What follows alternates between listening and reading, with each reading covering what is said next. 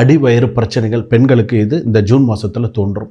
பெண்கள் வேலை இடத்துல நல்ல பேர் வாங்குவாங்க, நல்ல இடத்துல நல்ல விஷயங்கள், நல்ல பேர், உங்களுடைய முழு முயற்சிகள்லாம் நல்லா வெளிப்படும்.